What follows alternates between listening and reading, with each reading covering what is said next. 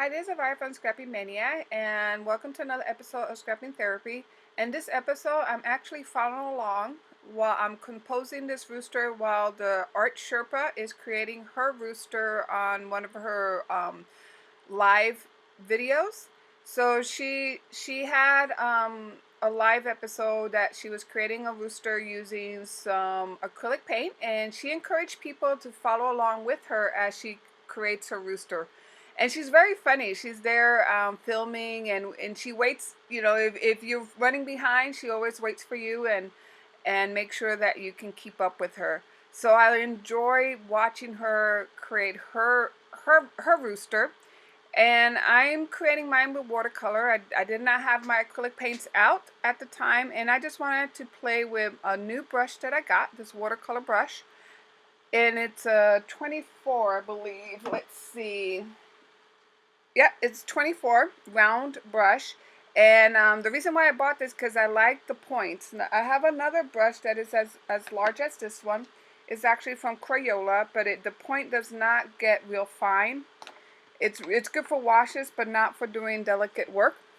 So I wanted to try out this brush, and so that's what I'm doing here. I'm just composing a rooster. Now I'm using as my inspiration, I'm using a picture that I found on Pinterest, and you see it in the background there. And I wanted to create the back also of the rooster. The background, I wanted to make it red, and I'm introducing a little bit of yellow. And I really like this brush. It's really, it picks up a lot of water, and it's a very nice brush.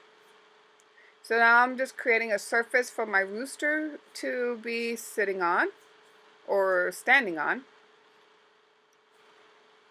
And I'm drying out the first layer before I start creating the details for my rooster. Now I'm picking up a smaller round brush.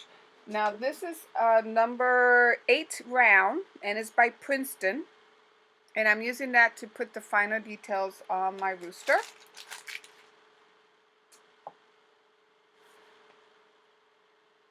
And just kind of mixing a little bit of the colors to give it a little more definition. Now if you notice, the rooster in the background has a lot of white, and that was one of my mistakes. I'm still kind of learning on the values and the light and the dark values. And it would have been better if I would have left some of the white on this rooster for the highlights. And the thing is because I'm playing with not only watercolors, but I also play with acrylics and oils. They all have different ways of using them. So with my watercolors, I've noticed that you really need to plan ahead the whites. You cannot introduce white later on. You have to plan your whites ahead of time and not touch those with watercolor.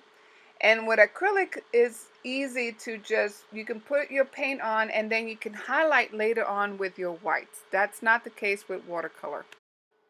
So I know I need to work on that. And that's a good thing about I really enjoy having an art journal, because you can test out the different properties of your paint. You can test out the different drawings and things like that and kind of perfect your skill. And you don't have to invest a lot of money on different canvases and other kind of medium that can become expensive for experimenting.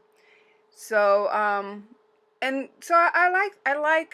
really am enjoying art journal. And actually I'm creating art journals out of dictionary. There was another episode that I saw on a lady that she used a dictionary book, an old dictionary book, to do her art journaling. So I have one, and those I'm using my old pastels and my crayons um, to color in that and play out with that medium. But this book that I have here is where I try out my acrylic painting and I try out my watercolor painting. So I wanted to journal something here, and I found this stamp by Heidi Swapp, and it's called Happy Here and Now. Now I did break off the W when I peeled it off the backing, but you know, when you put it on the acrylic block, it all comes together and you don't even see it where it broke. And then I was trying out my script writing using just black ink and my round brush, my number 8 round brush. So I wrote French country, and I'm just drying that off, and then I'm putting my rooster and just playing, trying out the different script to see if I can perfect my script. Now I'm just putting a little more highlights on the feather and the outline, because if you notice, like, the bird is sinking in with the color, the background color, so I wanted to make sure that I can make my bird stand out a little more. So that's why I decided to put a little bit of highlights, dark highlight around the feathers. And I should have just outlined it a little more, the bird, just to make it stand out a little more. So I hope you like this video, and thank you for watching. Bye now.